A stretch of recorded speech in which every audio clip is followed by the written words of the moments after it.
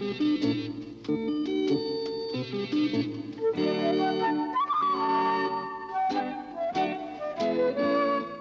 town is full of buildings, some tall, some short, some wide, and some narrow.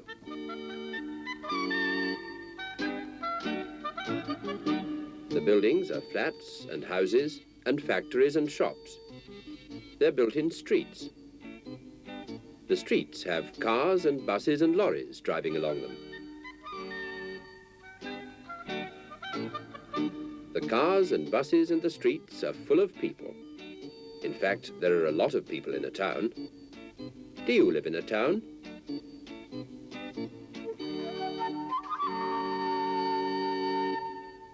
Mary, Mungo, and Midge live in this town. They live with Mary's mother and father in this tall block of flats. They live right at the top. There are 8 flats built on top of each other. Mary, Mungo, and Midge live in the flat with the flowers growing in the window box. There's Mary. There's Mungo. And there's Midge. Mary, Mungo, and Midge have a large sunny room to play in. A room full of games, picture books, and toys. Mungo and Midge are on their own, for Mary isn't at home. This morning, Mary climbed up to get the toy engine from the top of the cupboard. She fell down and hurt her leg. In fact, she's in that ambulance on her way to hospital, so that her leg can be made better. Her mother is with her. I wonder how Mary is. She must be nearly at the hospital by now.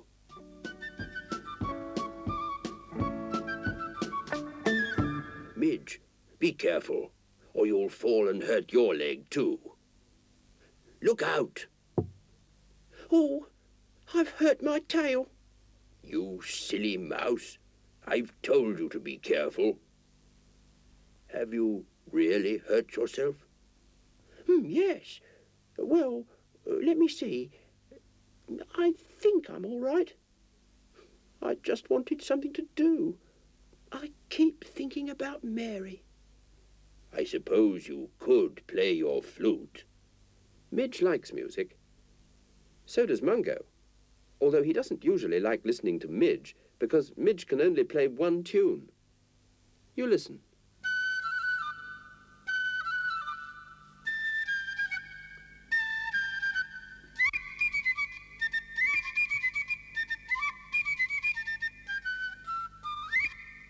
Shall we go to the hospital to see how Mary's getting on? Animals aren't allowed inside hospitals. But I suppose we could wait for her outside. Oh, yes, let's. Mary was already at the hospital. She was carried out of the ambulance on a stretcher so that she didn't have to walk on her bad leg. It looks as though she's enjoying the ride, doesn't it?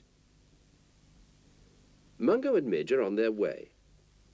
As they live in a flat right at the top of the building, they go down to the street by lift. They have a special way of doing it. While Mungo and Midge were getting into the lift, Mary was being pushed down a long corridor in the hospital.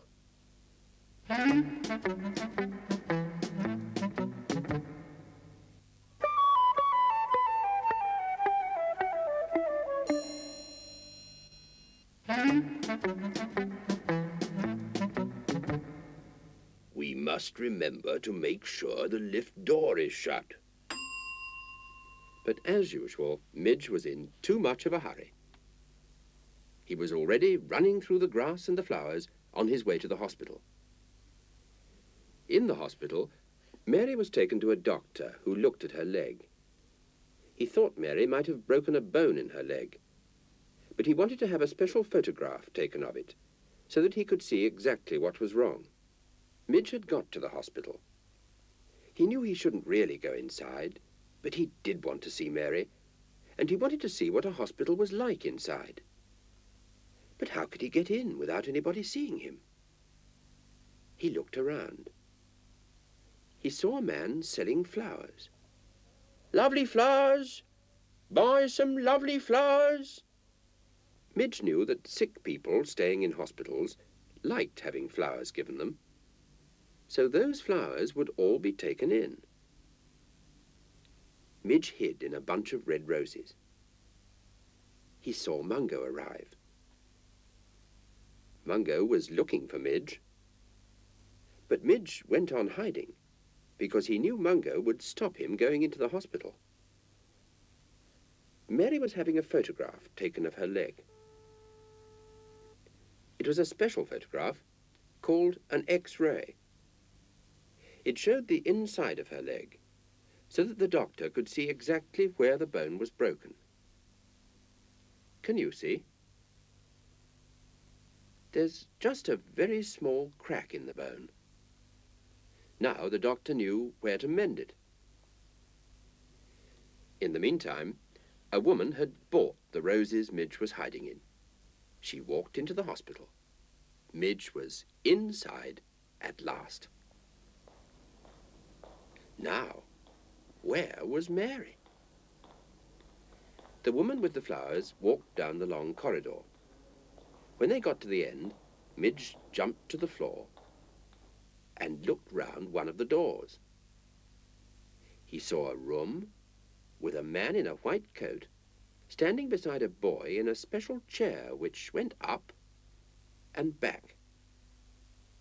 Midge thought this was very interesting. The boy sitting in the chair had to open his mouth, and the man looked at his teeth. The man was a dentist. Mary has come to have her leg mended, not her teeth looked at, so she won't be in here. The next room Midge looked into was a ward full of beds. There was a man in each bed, and Midge couldn't see Mary anywhere. The men weren't well and had come into hospital to be made better. Midge ran back along the corridor. He saw the X-ray room, and there was Mary. Her leg had been put into plaster so that the broken bone would be held together until it mended. Mary was very surprised when Midge jumped onto her knee. Midge, what are you doing here? I'm just going to have my leg photographed again to make sure the broken bone is joined properly. Is Mungo here too? But Midge didn't answer. He was far too busy looking up at the X-ray camera to see how it worked. Actually, Mungo was still waiting outside the hospital. He was beginning to feel rather sleepy. Back in the X-ray room, the doctor looked at the new photograph. Mary's bone is all right. But what's this? It looks like an X-ray of a mouse. A mouse in a hospital? This will never do. But Mary put Midge into her pocket before anyone saw him. As it was quite late and past Mary's bedtime, the doctor said Mary could stay in the hospital for the night. She and Midge were taken to a ward full of boys and girls. Mary's mother took Mungo home. She was going to come back for Mary the next day. A nurse put Mary to bed and made her comfortable. She took her temperature. That was all right. Midge sat on the blanket and took his temperature. He only had a finger to do it with, but it looked all right to him. Then a doctor came and held a sort of tube to Mary's chest. The other ends of the tube were in his ears, so that he could listen. He was listening to Mary's heart beating. Good, he said. But then Midge crept up to see what the tube was. The doctor was very surprised. Good gracious, it sounds like a mouse. We can't have a mouse in here. This ward is for children only. Catch it, nurse.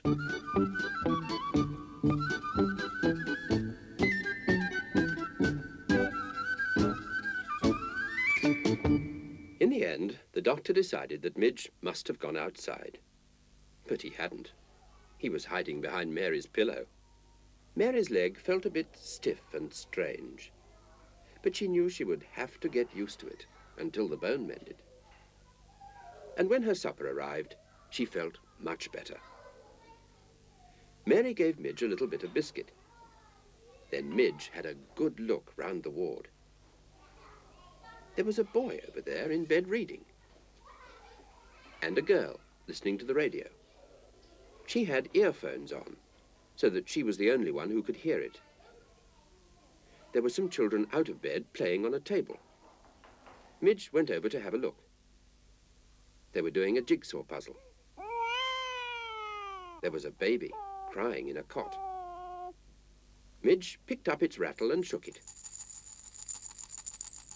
The baby stopped crying and laughed. Midge watched a nurse giving a boy some medicine to make him better.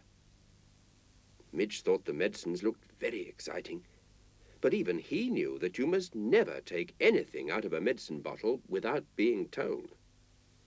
Then it was time for all the children to settle down for the night. Everything was quiet now. One of the nurses stayed there to make sure everybody was all right. Mary shut her eyes, and when Midge was quite certain that she was asleep, he went to sleep too. After breakfast next morning, Mary got ready to go home. Her mother had come to get her. But first the children in the ward drew pictures on Mary's plaster. They drew with coloured pencils, because the nurse said that if the plaster got wet, it would crumble away, and Mary's leg wouldn't get better. Mary had a bright red sock over her toes to keep them warm and dry and clean. Goodbye, Mary. Goodbye. Goodbye. When Mary got home, Mungo was waiting for her. Hello, Mungo. How are you? How are you, Mary? Can you walk with all that plaster on your leg? So Mary tried to walk. It was hard at first. Ooh, it does feel stiff and funny. Midge pretended he was in plaster too. Oh, ah, oh, ooh. Mary got better and better at walking. So did Midge. Midge drew a picture of himself on Mary's plaster. And Mungo made his paw mark. After some time, Mary's leg was better. Her mother took her back to the hospital to have the plaster taken off. While she was away, Midge had one of his ideas. He made himself a sort of bed and pretended to be very ill. Oh dear, I feel terrible. Dr. Mungo? Yes, Midge. Dr. Mungo, I think you'll have to take an X-ray photograph of me. We haven't got an X-ray machine, Midge. Then you must listen to my heart to make sure that it's still beating. Oh, very well, Midge. Yes, well, it sounds all right to me. And now, you must bring me a nice supper, because even ill people have to eat. Huh. Hello, boys. Look, the plaster's all gone, and my leg's quite well again. Oh, I am glad, Mary. Now you can look after me. Mungo's a very good doctor, but he's not much good as a nurse.